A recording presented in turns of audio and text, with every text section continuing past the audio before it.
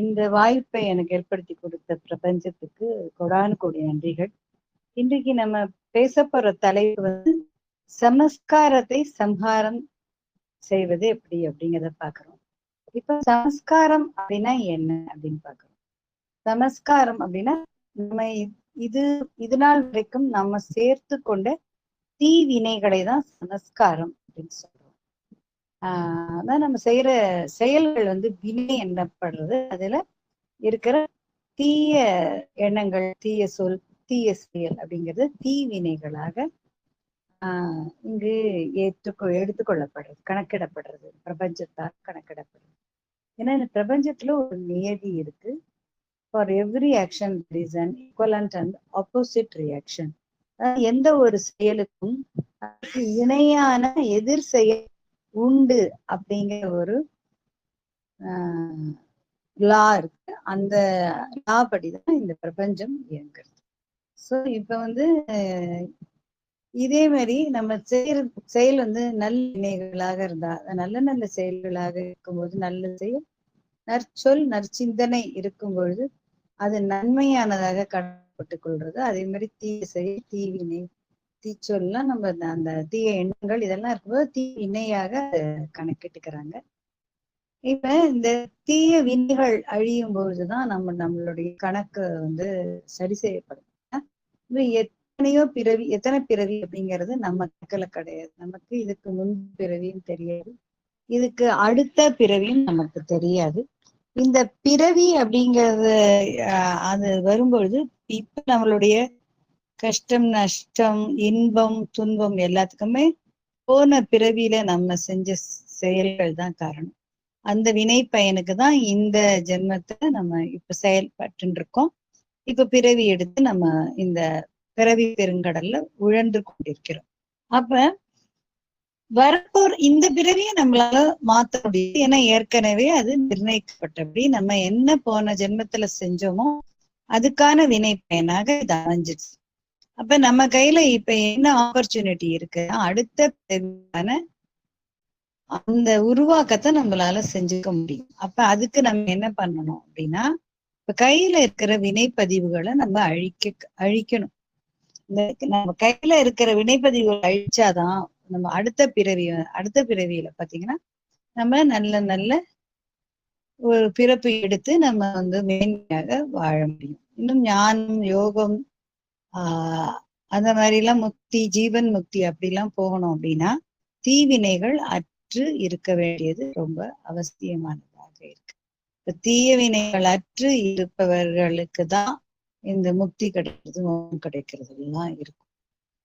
ஏற்கனவே நமக்கு 2 போன ஜென்மத்தோடைய தீய வினைகளையும் நம்ம வேற இருக்கணும். இந்த ஜென்மத்துல எந்த ஒரு பாப கர்மங்களையும் செய்யாம இருக்கணும் அப்படின்னு 2 விஷயம் இருக்கு. சரி, இதை எப்படி அழிக்க முடியும் அப்படின்னா, சிவபெருமான், இறைவன் சிவன், அந்த பெருவெளியாகி இருக்கிற சிவம் அப்படிங்கிறவர் எப்படி வந்து சொல்லி புரிய வைக்கிறாருன்னா, என்னை ஒரு புள்ளியாகவே நீங்க சிந்திக்கும் பொழுது உங்களுடன் சேர்ந்துள்ள பாவங்கள் பஸ்பமாக அப்படிங்கிறார்.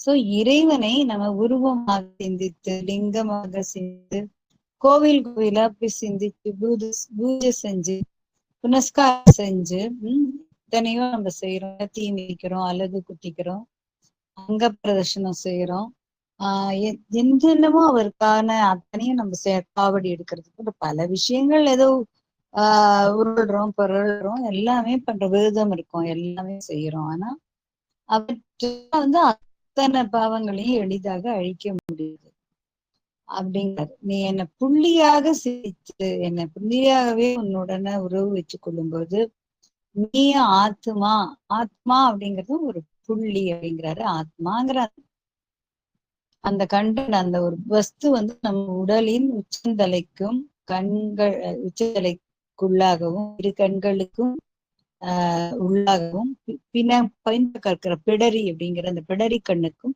உள்ளாகவும் இந்த 3 ஒரு இடத்துல மீட் பண்ணிக்கிற இடத்துல ஒரு புள்ளியாக, ஒரு ஒளி புள்ளியாக வந்து இந்த ஆன்மா அப்படிங்கிறது இருக்கு. அந்த ஆன்மாங்கிறது ஒரு சின்ன ஒளி புள்ளியாகி இருக்கு. இறைவன் அப்படிங்கிற அந்த எல்லாம் வல்ல ஈசன் அப்படிங்கிற அந்த இறைத்துவமும் வந்து ஒரு ஒளியாக இருக்கிறது. அதையும் ஒளி புள்ளியாக சிந்திக்கும் பொழுது இந்த புள்ளி அந்த புள்ளியை சிந்திக்கும் பொழுது நம்முடைய இத்தனை ஜென்மமா நம்ம சேர்த்து வச்சுட்டு இருக்கிற பாவ கர்மங்கள் அழிந்து ஒழிந்து போகிறது. அப்ப அந்த சமஸ்காரங்கள் அனைத்தும் அடைகிறது. ஏன்னா முக்தி ஜீவன் முக்தி அடையணும் அப்படின்னா ஜீரோ பேலன்ஸ் ஆகணும். ஜீரோ பேலன்ஸ் ஆகணும்னா பாவங்கள் அற்று போகணும். பாவ கணக்கு இருந்தா அதை நம்ம என்ஜாய் பண்ண நம்ம ஞானத்துக்கு வந்துட்டாலே நம்ம வந்து முக்தி அடையணும், ஜீவன் முக்தி அடையணும், சத்கதி அடையணும்னாலே நம்ம செய்யற செயல் எதையுமே புண்ணியம்னு கருதாம ஒரு பிரதி உதவி எதுவுமே நினைக்காம செஞ்சா எனக்கு இது கிடைக்கும் அப்படின்னு நினைக்காம ஒரு இயல்பாகவே எனக்கு பசிக்கிற மாதிரி அவங்களுக்கு பசிக்கும், எனக்கு வலி இருக்கிற மாதிரி தானே அவங்களுக்கும் வலி இருக்கும் அப்படிங்கிற விதமாக எல்லாத்தையும் நம்ம செஞ்சுட்டு வரும்போது அப்ப நமக்கு வந்து புண்ணிய கணக்கு ஒண்ணு பெருசா கணக்கு வச்சுக்க மாட்டோம். அதே மாதிரி செய்யாம இருந்துட்டு எந்த ஒரு பிறருக்கு தீங்கு செய்யாம யாருக்கும் மனதாலையும் சொல்லாலையும் செயலாலையும் எந்த ஒரு தீமையும் செய்யாமையும் இருந்து இறைவனை சிந்திச்சுக்கிட்டே இருக்கணும். நம்ம என்ன வேலை செஞ்சாலும் நம்ம பஸ் ஓட்டுறோம், ட்ரெயின் ஓட்டுறோம், ஏரோப்ளேனே ஓட்டுறோம் அப்படின்னா வீட்டுல சமைக்கிறோம், துணி தைக்கிறோம், ஆபீஸ்ல வேலை செய்யறோம், டூ வீலர் ரோட்டின் போறோம் அப்படின்லாம் இருந்தா போது கூட நம்ம சிந்தனை பஸ்ல போறோம் அப்படின்னா கூட நம்மளுடைய கவனத்தை எப்பயுமே அந்த ஒற்றை புள்ளியாகிய சிவந்த ஒரு புள்ளியாகி அந்த சிவபகவான் மேல வச்சிடணும், சிவன் மேல வச்சிடணும். அந்த சிவத்துவத்து மேல நம்மளுடைய கவனத்தை வைக்கும் பொழுது இந்த ஒற்றை புள்ளி அந்த ஒற்றை புள்ளியோடைய கவனத்தை வைக்கும் பொழுது நம்மளுடைய பாவங்கள் என்ன ஆகுது, பஸ்பம் ஆகிறது. கோவில போனா நமக்கு விபூதி தராங்க இல்லையா, நம்ம கூட விபூதி தராங்க அப்படின்னு வாங்கிட்டு வரோம். என்ன சொல்றாங்க, சிவனை வந்து கும்பிட்டேன்னா அவன் பாவம் பஸ்மா போகும் அப்படிங்கிறத ஒரு எடுத்துக்காட்டா நமக்கு புரியுற விதமா நமக்கு விபூதியை தராங்க. அதை நம்ம புரிஞ்சுக்கணும். நம்மளுடைய பாவத்தை பஸ்பமாக்கணும், அந்த சிவனை சிந்திக்க வேண்டும். சிவன் அவர் வந்து என்ன சொல்றாரு, என்னுடைய உருவம் வந்து ஒளி புள்ளி அப்படிங்கிறார். அவர் சிவந்த செம்ப நிற ஒளிப்புள்ளியா இருக்குன்னு சொல்லிட்டார். உருவம் தெரியாத பொழுது அவரை லிங்கமாக நம்ம வணங்கினோம். உருவம் தெரிந்த பிறகு அவரை ஒளிப்புள்ளியை சிந்திக்கிறோம். ஏன் நம்மளும் ஒரு ஒளிப்புள்ளி. ஆத்மா வெள்ளை நிற ஒளிப்புள்ளியா இருக்கு, பரமாத்மா சிவந்த நிற ஒளிப்புள்ளியாக இருக்கார். இப்ப இந்த ஒளிப்புள்ளி சிந்திக்கும் போது பாவங்கள் அழிந்து வந்தார்.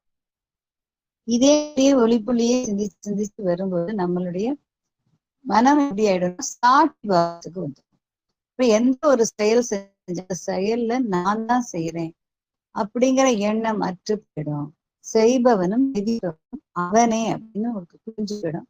இப்ப எல்லாம் வல்ல அந்த இறைவன் தான் இது எல்லாத்தையும் முடியுமா செய்யறாரு. நம்ம வந்து ஒரு கருவி அப்படிங்கிற ஒரு மனப்பான்மை நமக்கு வரும்பொழுது என்ன நடந்த இன்பமே இருந்தாலும் துன்பமே நடந்தாலும் அது ஒரு சினிமா தியேட்டர்ல சினிமா பார்க்கணும் இல்லையா, அதுல எல்லாமே பொய்ன்னு நமக்கு தெரிஞ்சுதானே பாக்குறோம். அங்க ஒரு பிரம்மாண்டம் அமெரிக்காவை காமிச்சு ட்வின் டவர் காமிச்சு எல்லாமே காமிச்சாலும் அதையும் நம்ம வேடிக்கை பாக்குறோம். அங்க அதுல ஒரு சண்டை நடந்தாலும் அதையும் ஏன்னா நம்ம சண்டை வந்தா நம்ம பயந்துன்னு ஒதுங்கி போறது கிடையாது, எதுவுமே பண்றது இல்லை, அந்த சீட்ல வந்து பாக்குறோம். தெரியும் அது வந்து ஒரு நிழற்படம். அதே மாதிரி நம்ம வாழ்க்கையில நடக்கிற இன்ப துன்பங்களை சாட்சியாக பார்க்கக்கூடிய அந்த பாவனை நம்மள்கிட்ட வந்துடும். அதே மாதிரி ஒரு பெரிய இயற்கை சீற்றம் வருது, ஒரு ஒரு நிலநடுக்கம் வருது, சுனாமி வருதுன்னா கூட நம்மள அது பாதிக்கல அப்படின்னா மனம் அப்படியே கலங்கி போகாம எல்லாருக்கும் இப்படி ஆயிடுச்சுங்கிற இல்லாம எல்லாமே இயல்பாகவே இயற்கையாகவே நடக்க வேண்டியது தான் நடக்கிறது அப்படிங்கிற ஒரு புரிதல் நமக்குள்ள வந்து அதை அப்படியே சாட்சியா பார்க்கக்கூடிய உண்மை நமக்குள்ள வந்துடும். ஏன்னா நம்ம அந்த ஒற்றை புள்ளியிலேயே கவனம் வைக்கும் போது என்ன ஆயிடுறதுன்னா மனம் அற்ற நிலை வந்துடும். அந்த எண்ணங்கள் அப்படிங்கிறது உருவாகி கொண்டு போய் கொண்டிருந்தாலும் அந்த எண்ணங்களை உள்வாங்கி என்னுடையதுன்னு வச்சுக்கிட்ட ஒரு நிலைப்பாடு இல்லாததுனால அந்த மனம் அப்படிங்கிறது ஒரு சாட்சி நிலை வந்து எல்லாத்தையும் சின்ன அந்த எப்படி வேடிக்கை பார்க்கறது அது மாதிரி வெறும வேடிக்கை பார்க்கக்கூடிய ஒரு தன்மை வந்து என்ன அந்த தன்மை சிறப்பு அப்படின்னு நம்ம நினைச்சோம்னா அந்த தன்மை தான் இறைவனோட தன்மை. இப்ப இந்த உலகத்துக்கு என்ன இன்பமோ துன்பமோ எது வந்தாலும் இறைவன் அப்படிங்கிறத இவன் அப்படிங்கிற அந்த தத்துவம் வந்து இத சாட்சி பாவத்தை தான் பார்த்துட்டு இருக்கு. சாட்சியாக மட்டுமே பார்த்து கொண்டிருக்கிறது. அது அந்த சாட்சியா பார்த்து கொண்டிருக்கிறதுனாலதான் நமக்குன்னு இந்த உலகத்துல விளையாடுறதுக்கு ஒரு உலகம் அப்படி இந்த ஒன்றை அமைச்சு அதுல நம்மளையும் எடுத்து நமக்கு எல்லா விதமான ரிசோர்ஸ் கொடுத்துருக்காரு. என்ன தங்கம் வெள்ளி வைடூரியத்துல இருந்து ஆரம்பிச்சு எல்லாமே இந்த பூ உலகத்துல ஈர மாதிரிதான் இறைவன் இறக்கி விட்டுருக்காரு. ஒரு எக்ஸ்பிரஷன் வந்திருக்கிற மாதிரி வந்திருக்கும், ஒரு ஹனிமூன் வந்திருக்கிற மாதிரி வந்திருக்கும். ஆனா உனக்கு எல்லா விதமான வளங்களையும் கொடுத்துருக்கேன், இப்ப என்ஜாய் பண்ணிட்டு வா, வந்து இந்த எக்ஸ்பீரியன்ஸ எனக்கு சொல்லு அப்படிங்கிற மாதிரிதான் அவர் நம்மளுக்கு இங்க இறக்கி விட்டுருக்காரு. ஆனா இங்க வந்து அதை நம்ம என்ஜாய் பண்ணாம இங்க இருக்கிற இறைவன் நம்மள அமைச்சிருக்கிறதே மகிழ்வித்து மகிழறதுக்கு தான் அமைச்சிருக்காரு. நீயும் மகிழ்ச்சியா இருந்து பிறரையும் மகிழ்வாக வைத்துக் கொள்ளணும்.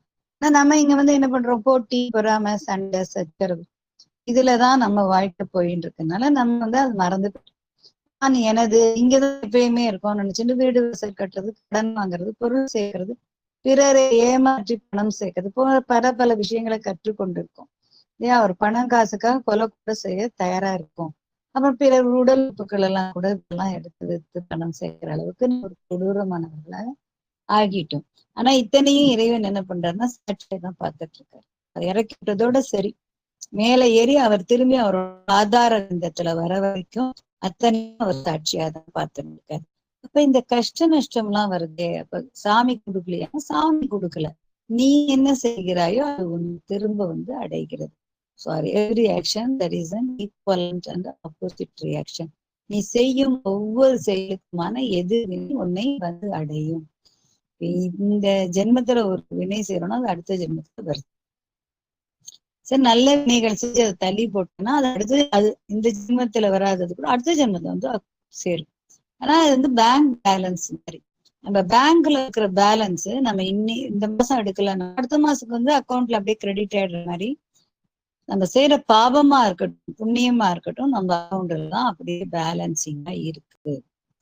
அது நம்மளுடைய தொடர்ந்து வருது, எத்தனை பிறவி எடுத்தாலும் தொடர்ந்து வருது. நீங்க பயன்படுத்திட்டோம்னா இந்த இந்த பிறவியிலே அதை முடிச்சுட்டோம்னா இந்த பிறவியில முடிஞ்சிடும். ஆனா நம்ம வந்து நிறைய செய்யறோம் இல்லையா, புண்ணியம் செய்யறேன்னு கோவிலுக்கு எல்லாம் போறோம், பாவத்தை கழிக்கிறேன்னு போறோம், என்னென்னமோ பண்ணி அது கழியாது, அந்த ஜென்மத்துல நிர்ணயிக்கப்படும். நம்ம எந்த ஒரு தெய்வங்களை போய் வணங்குறோமோ அந்த தெய்வம் நமக்கு காவலா நின்று நம்மள பாதிக்காத மாதிரி செய்யும். எப்ப செய்ய முடியும் அப்படின்னா இந்த பிறவிக்கு மட்டும்தான் செய்ய முடியும். அடுத்த பிறவில நீ அதை அனுபவிக்க ஆகணும். தடுத்து வைக்கலாம், கொஞ்ச நாளைக்கு தடுத்து வைக்கலாம். ஆனா அதை நீக்கக்கூடிய எந்த ஒரு செயலையும் எந்த ஒரு தெய்வங்களும் செய்ய முடியாது. நம்ம வினையை நம்ம அனுபவிச்சுதான் தடுக்கிறதுக்கு எந்த தெய்வங்களுக்கும் இங்கே சக்தி கிடையாது.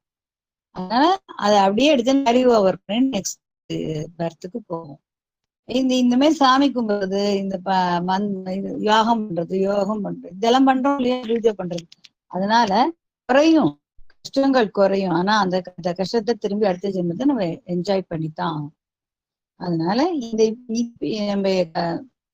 நம்ம வந்து முக்தி ஜீவமுக்தி சக்தி அடையணும் அப்படிங்கிற நமக்கு இருக்கும்பொழுது இந்த பிறவியிலேயே அத்தனையும் ஏற்றுக்கொண்டு நமக்கு கிடைக்கிற எல்லாத்தையுமே அக்செப்டன்ஸ் ஏற்றுக்கொள்ளும் மனப்பான்மை, சரணாகதி மனப்பான்மையில ஏற்றுக்கொண்டு அந்த ஒற்றை புள்ளியாகி இறைவனை சிந்தித்து நஷ்டப்படும்போது பாபங்கள் பஸ்பமாகிறது. ஏன்னா சாட்சி நிலையாயிடும்.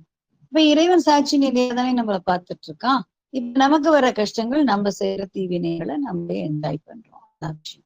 இது எல்லாம் முடிச்சுட்டு நம்ம முக்தி ஜீவன் சத்கதி அடைஞ்ச இறைவனோட போய் சொல்ற வரைக்கும் நம்மளுடைய இந்த உலக விளையாட்டு அவர் தலையே இடம் அது அவர் எப்படி பார்த்துட்டு இருக்காரோ அதே மாதிரி பார்த்துட்டு இருக்கோம்.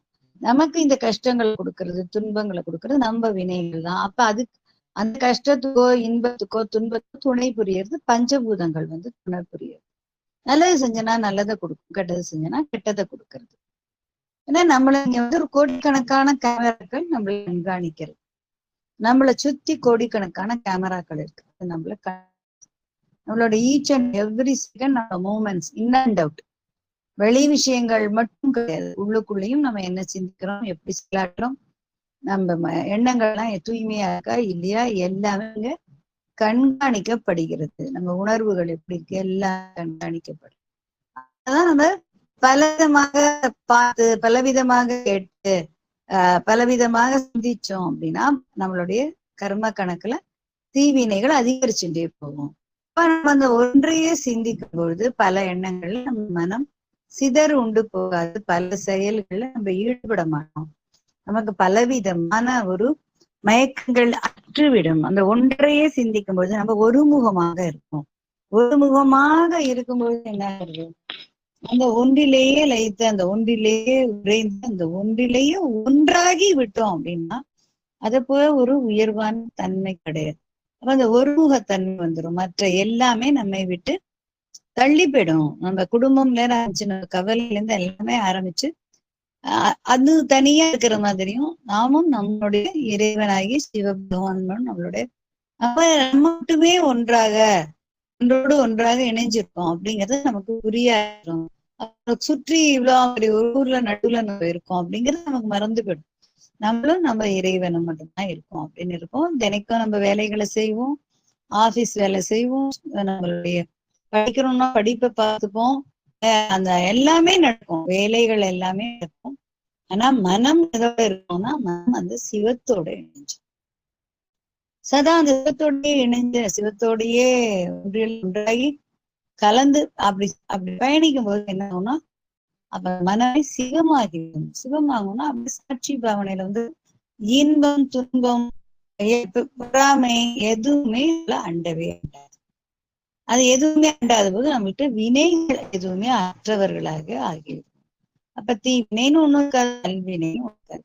செயலுமே எப்படி இருக்கும், செயல்கள் எல்லாமே எப்படி இருக்கு, என்ன எப்படி சொல்லுவாங்க, நடந்தது நன்றாகவே நடந்தது, நடக்க போகிறது நன்றாகவே நடக்க போகிறது, நடந்து கொண்டிருக்கிறது நன்றாகவே நடந்து கொண்டிருக்கிறது அப்படிங்கிற அத்தனையுமே ஏற்றுக்கொள்ளக்கூடிய பாங்கு வந்துடும். இந்த ஒரு இறைவனை தவிர மற்ற வேறு ஒன்றுமே இல்லை ஒரு சரணாகதி வந்துடும். கோவில் கோவிலா போய் தேடக்கூடிய அந்த ஒரு, இங்க போனா நிம்மதி கிடைக்குமா, இங்க போனா நிம்மதி கிடைக்குமா, திருச்செந்தூருக்கு போனா கிடைக்குமா, திருப்பதிக்கு போனா கிடைக்குமா, பழனிக்கு போனா கிடைக்குமா, குருவாயூர் போனா கிடைக்குமா அப்படின்னு தேடமே, சமயபுரம் போனா கிடைக்குமா, மாங்காடு போனா கிடைக்குமான்னு போய் தேடி தேடி அலையிறோம் இல்லையா. இந்த வாழ்க்கையில இந்த பிறவியில நம்மளுடைய இந்த பாவங்கள்லாம் துன்புறுத்தலை தொடர்ந்து இந்த பிரச்சனைகள்ல இருந்து எப்படி விலகிறது அப்படின்னு அல்லாடுற தன்மை போயிடும். எந்த பிரச்சனை வந்தாலும் இது எனக்கானது, நான் போன பிறவிகள்ல செய்த கர்மாக்கள் வினைகள் என்னை வந்து, சமஸ்காரங்கள் என்னை வந்து அடைகிறது, நான் செஞ்ச சமஸ்காரம் தான் என்னை இன்னைக்கு இந்த நிலையில வச்சிருக்கு அப்படின்னு புரிந்து கொண்டு அந்த வினைகளை அந்த சமஸ்காரத்தை ஏற்றுக்கொண்டு அந்த ஒற்றை புள்ளியாக இறைவனை சிந்திக்கணும். எப்பயுமே ஞாபகம் வச்சுக்கணும், இந்த ஒற்றை புள்ளியாக இறைவனை சிந்திக்கணும்.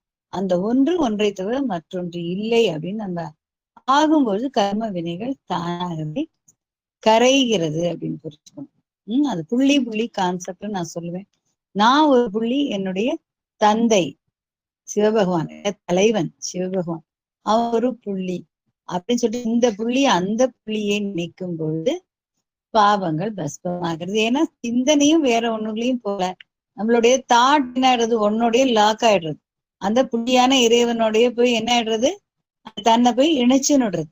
அப்படி இணைச்சுக்கும் போது அதுக்கு மத்த கவலைப்படுறதுக்கோ, மத்த சிந்திக்கிறதுக்கோ, பிற மனிதர்களை பத்தி பண்ணறதுக்கோ, நம்ம உறவுக்காரங்களை பத்தி மாமியார் எப்படி இருக்காங்களே, மச்சானார் எப்படி இருக்காங்களே, குழந்தனார் எப்படி இருக்காங்களே, கொழுந்தியார் எப்படி இருக்காளே, ஒருபடி நாத்தனாங்கிற கவலை இல்லை. ஆபீஸ பத்தியும் ஏன் அவன் இப்படி இருக்கானே இவன் இப்படி இருக்கானே எந்த தாட்டும் வர மாட்டேங்க. ஏன்னா நம்மளுடைய தாட், நம்ம எண்ணம், நம்ம நினைவை யாரோட வச்சிருக்கோம் அப்படின்னா அந்த ஒற்றை புள்ளியாக இறைவனோட வைக்கிறோம். அப்ப பார்த்தா நம்மளுடைய வாழ்க்கை வந்து அப்படி அமைதியா இருக்கும். என்ன கஷ்டம் வந்தாலும் அதை ரொம்ப ஈஸியா ஃபேஸ் பண்ணுவோம். அதுக்கு டிசிஷன் மேக்கிங்கும் ஈஸியா இருக்கும்.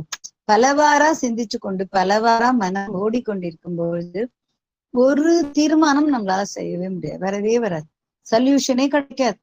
ஆனா இந்த மாதிரி ஒன்றிலேயே சிரித்து ஒன்றிலேயே இருக்கும்போது பாத்தீங்கன்னா நமக்கு கரெக்ட் சொல்யூஷன் கிடைச்சிடும். அந்த ஒன்று ஒன்றோடு இணைந்து இருப்பது பேரு தான் யோகம்னு பேரு. அது பேரு யோக நிலைன்னு பேரு. யோகாசனம் கிடையாது. யோக ஆசனம்னா எக்ஸசைஸ் மாதிரி செய்யுது.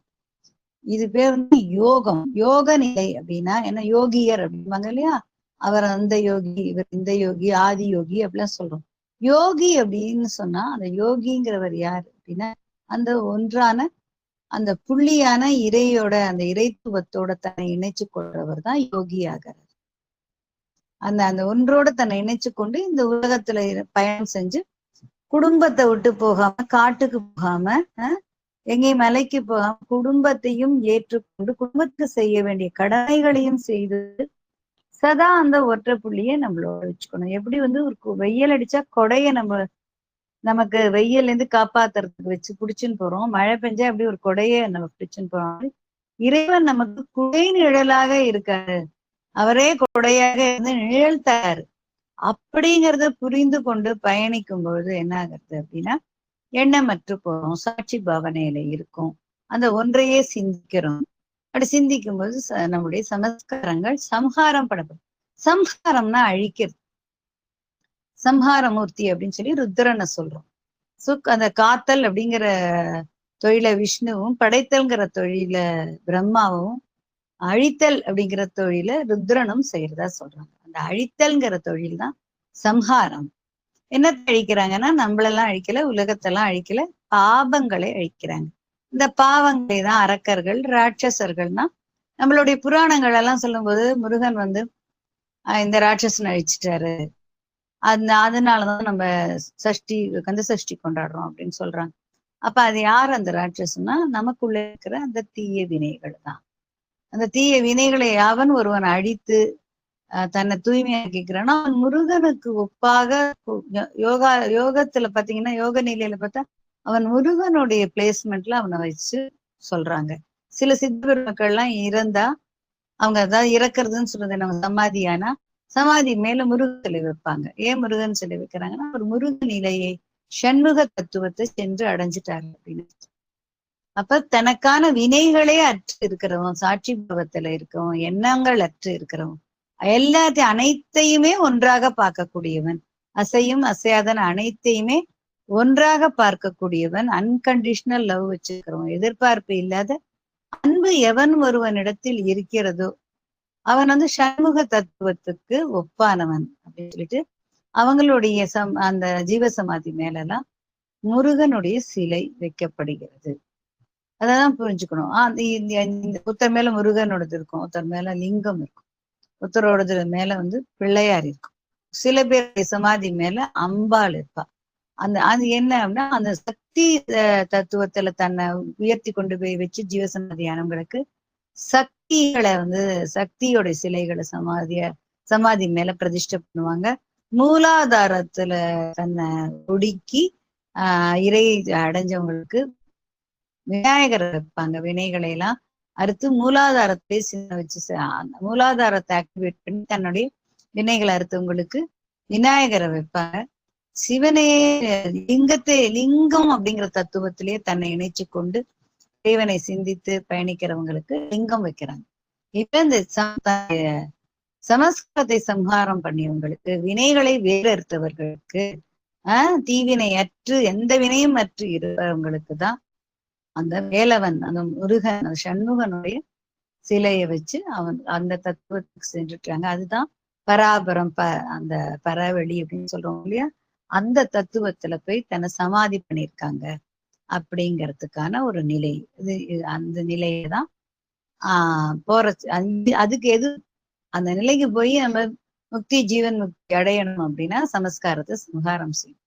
அந்த சமஸ்கார சம்ஹாரம் செய்யணும் அப்படின்னா சாட்சி பாவத்துல இருக்கணும்.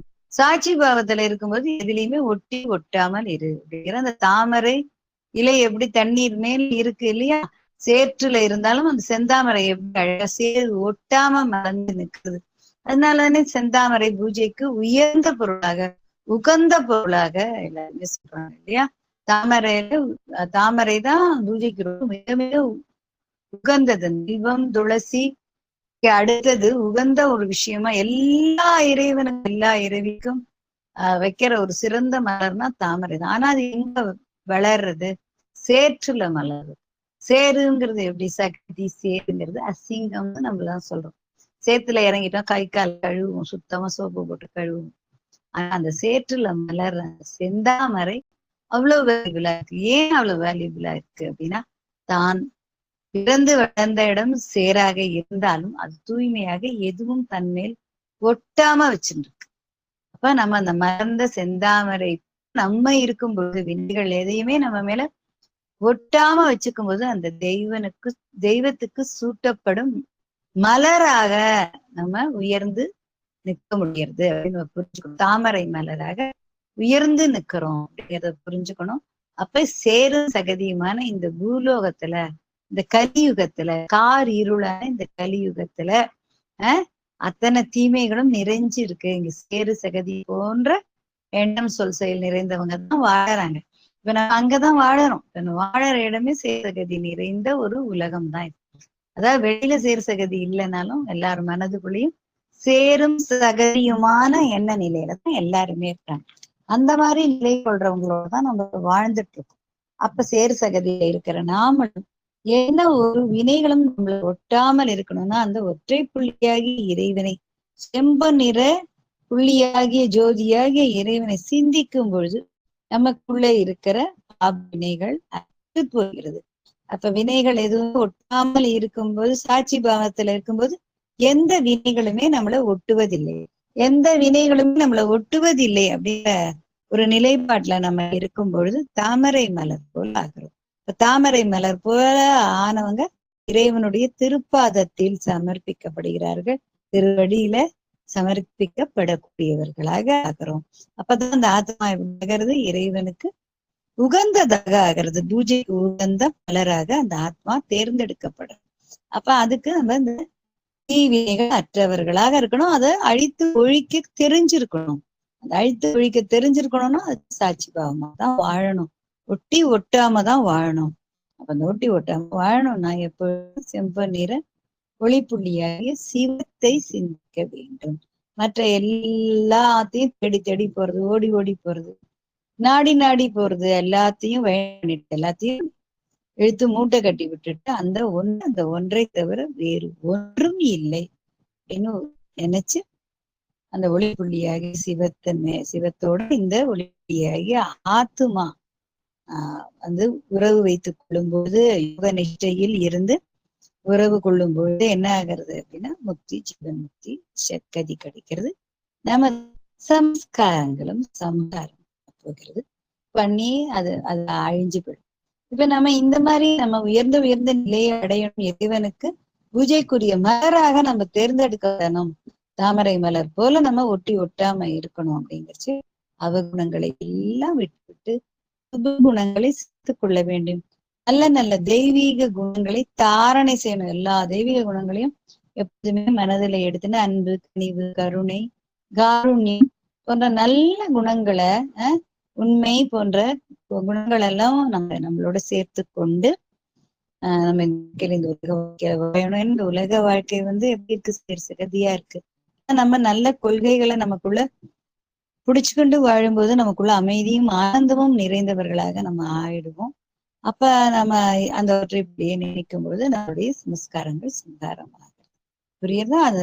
அந்த புள்ளியை நினைச்சுக்கும் போது பாவங்கள் அழுது நல்ல நல்ல குணங்களை இணைத்து கொள்ளும் போது நம்ம பூஜைக்குரிய மலராக தேர்ந்தெடுக்கப்பட்டு இறைவனுடைய பாதார விந்தத்துல அவருடைய பூஜைக்கு உகந்தவர்களாக நம்மள தேர்ந்தெடுக்கிறாங்க. அந்த உயர்ந்த நிலை நமக்கு கிடைக்கிறது அப்படின்னு நம்ம புரிஞ்சுக்கணும். சத்திய யுகம் எனப்படும் அந்த செம்பொன் அந்த ஒரு பொன் உலகத்துல நமக்கு ஒரு இடம் கிடைக்கிறது.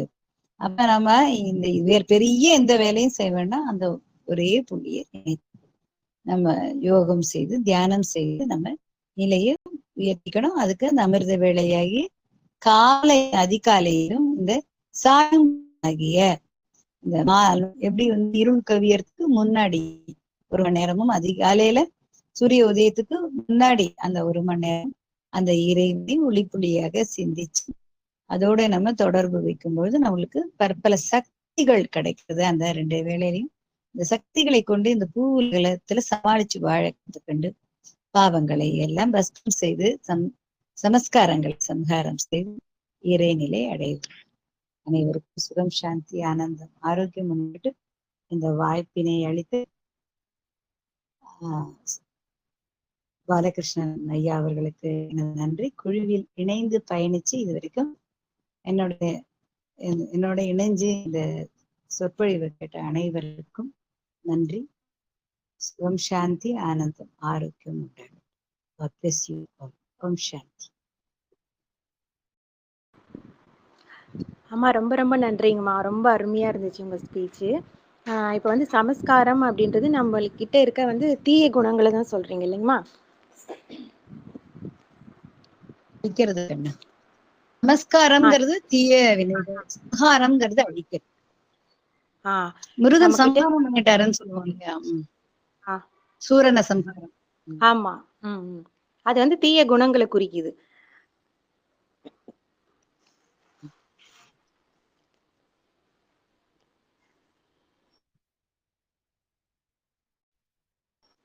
ஹலோ, கேக்குதாங்களாம்மா? கேக்குது கண்ணா. தீய குணங்களை குறிக்கிறது அப்படின்னு சொன்னா அது வரைக்கும் கேக்குது. ஓகே. தீய குணங்களை குறிக்கிறது. அது நம்ம சம்ஹாரம்னா அதை அழிச்சிட்டு நல்ல குணங்களை வளர்த்துக்கணும்.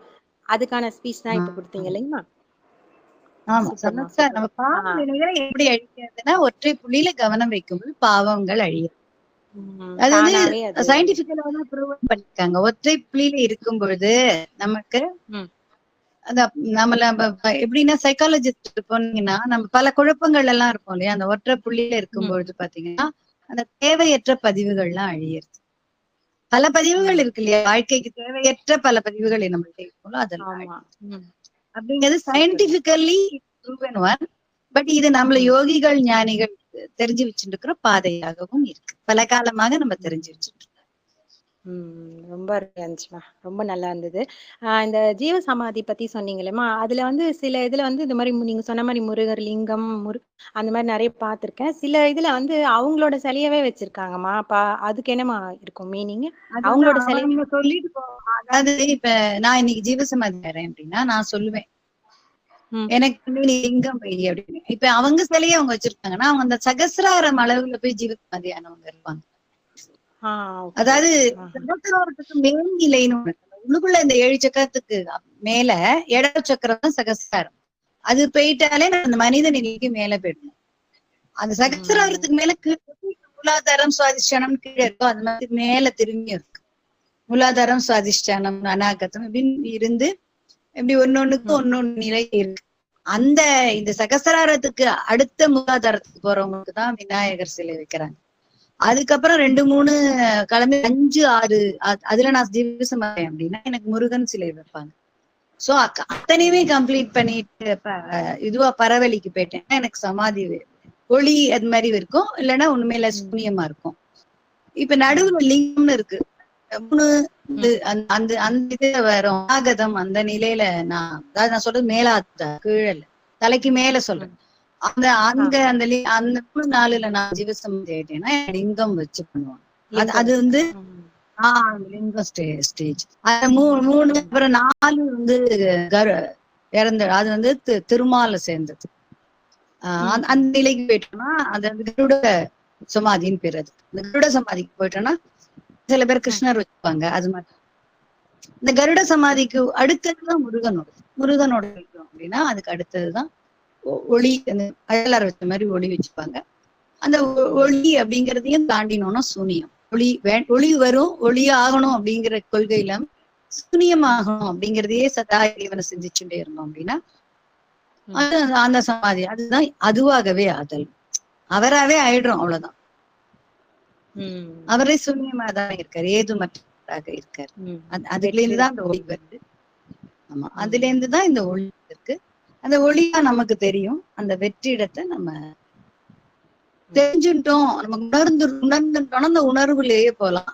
இல்ல நமக்கு காட்டி கொடுக்கப்படுது கண்ணால பார்த்து போனா எப்படி பார்த்தோமோ அந்த சிந்தை இருக்கு. இது எப்ப மேலாதாரத்துல தான் கிடைக்கும். ஏன்னா இப்ப சகசிரார நிலை அடையவே நம்ம எல்லாரும் போட்டி போடுறோம் இல்லையா? அதுதான் இப்ப இங்க போட்டியே.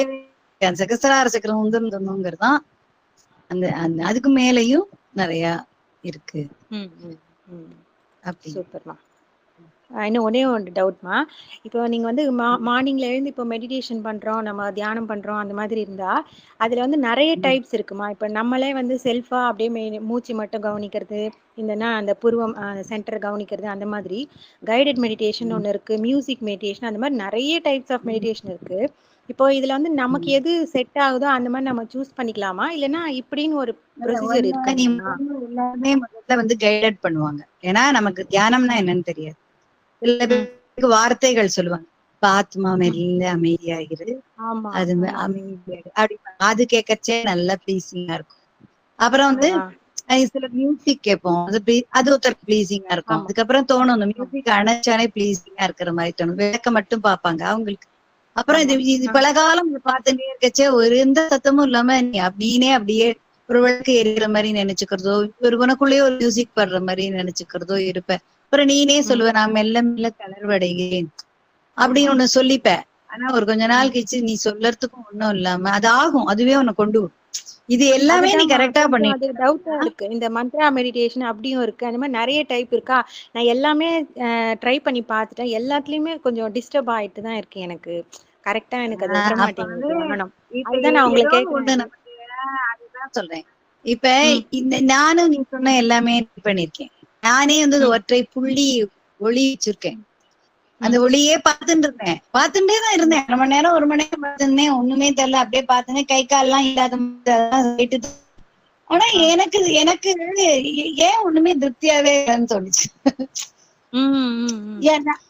எனக்கு இது என்னமோ தெரியல, என்ன இது பார்த்துட்டே உட்கார்ந்துருக்கோம், பாக்குறோம், ஒண்ணும் இல்லைன்னு. அப்பதான் என்னை வந்து கொண்டு போய் சூனியத்தோட கனெக்ட் பண்ணி விட்டுச்சு. பேசிட்டு இருந்தேன்னா அப்படியே நான் என்ன முடியும்னு பேசிட்டு எம்டினஸ் சொல்லிட்டே இருக்க ஆரம்பிச்சிட்டேன். அப்ப அந்த அதுவா கனெக்ட் பண்ணி விடும். நம்ம இந்த புள்ளிய பாக்குறோம்னா நமக்கு சாட்டிஸ்பாக்சன் கிடைச்சிட்டா நம்ம அந்த நிலைக்கானவங்கன்னா அதுலயே நம்ம பயணிக்க ஆரம்பிச்சிருவோம்.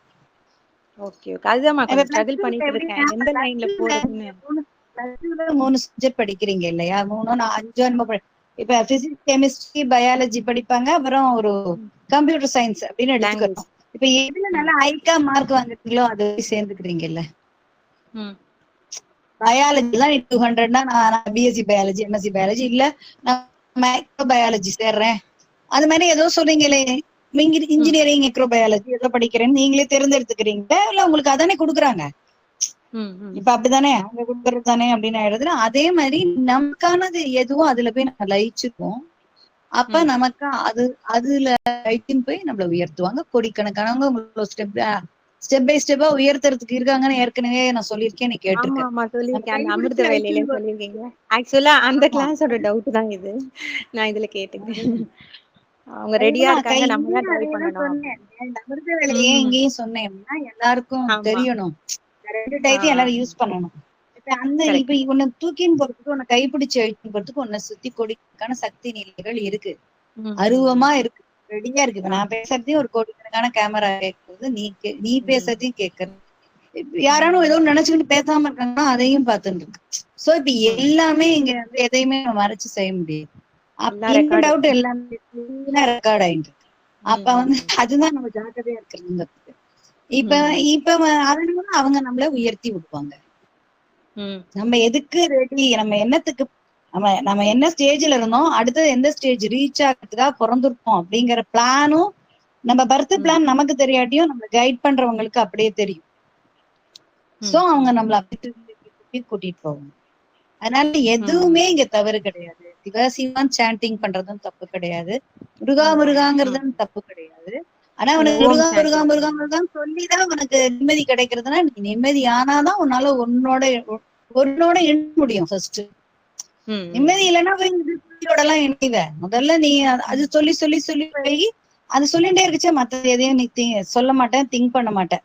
முருகா சொல்றதுலயே உன்னோட மனசு போயிட்டே இருக்கு. அப்ப ஒரு நிலைப்பாடு கிடைக்கும். அதுக்கப்புறம் தான் நீ வந்து ஒளிய சிந்திக்கிறதோ, ஒளிபுலிய சிந்திக்கிறதோ, ஒரு பாட்டை கேட்கறதோ, மியூசிக் முடியும்.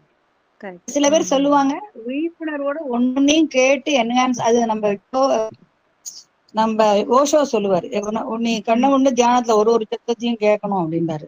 சில பேர் கண்ண ஒண்ணு நீ தியானம் பண்ணது என்ன இடியே அடிச்சாலும் உனக்கு கேட்க கூடாது அப்படிம்பாங்க.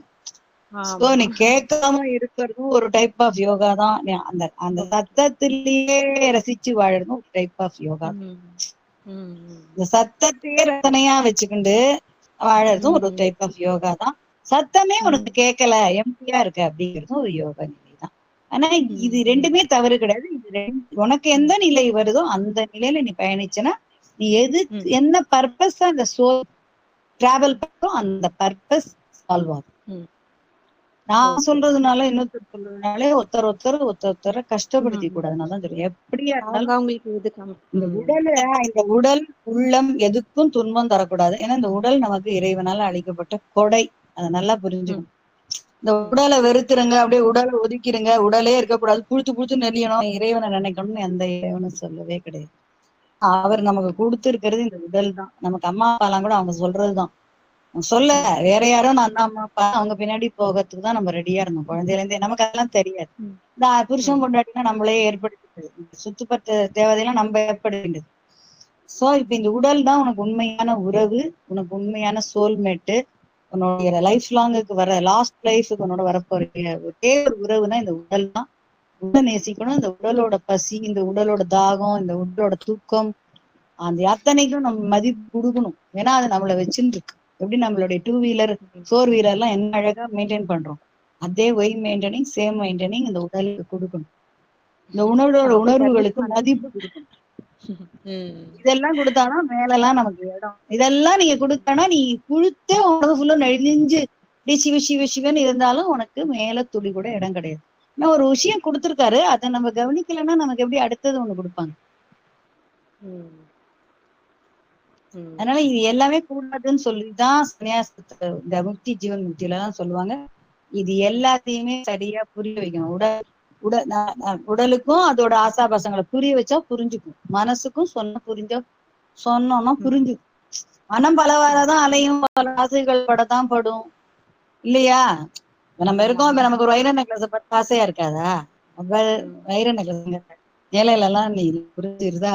ஆனா ஒரு டூப்ளிகேட்ல ஒண்ணு வாங்கி போட்டு சந்தோஷமா இருந்துக்கோ, அதே டிசைன்ல ஒண்ணு வாங்கி கொடுத்துறேன் அப்படின்னு சொல்லி அதை புரிய வச்சு அது புரிஞ்சுக்கும். ஏன்னா இது எல்லாம் என்னன்னா நம்மள வேற ஒரு திசைக்கு திருப்புறதுக்கு தான் எல்லாமே ட்ரை பண்ணும். இந்த மாயையில திரும்புறதுக்கு ஆசையை காட்டுறது மாயா அப்படின்னு சொல்லுவாங்க. நம்ம கிறிஸ்டியானிட்டியில சாத்தான் அப்படிம்பாங்க. பல விஷயத்துல நம்ம வான்னு கூப்பிடும். ஏன்னா இந்த உலகத்துல அவ்வளவு விஷயங்கள் இருக்கு. ஆனா இது எல்லாம் இருந்தாலும் எப்படி இருந்தாலும் பல்லாயிரக்கணக்கான பிறவி எடுத்தாலும், பல நூறு பிறவி எடுத்தாலும், எப்படி இருந்தாலும் வந்த இடத்த நோக்கி போக வேண்டியதுதான் நம்ம வேலை. ஏன்னா நம்ம ஒரு பயணியா தான் வந்து இது நமக்கு நிரந்தரமான இடம் கிடையாது. அப்ப வந்த வேலையை முடிச்சு நம்ம வந்தவன திரும்பி வழிய தொலைச்சிட்டோம். மேப் தொலைஞ்சிருச்சு, ரூட் இல்ல, கண்டுபிடிக்கிறது தான் தியானம். ரூட்டை கண்டுபிடிச்சு ஒரு படியா அவ்வளவுதான். ரொம்ப நன்றிங்கம்மா, சூப்பரா சொன்னீங்க. ரொம்ப ரொம்ப நன்றிம்மா. வாழ்க வளமுடன். God bless you. நன்றிங்கம்மா.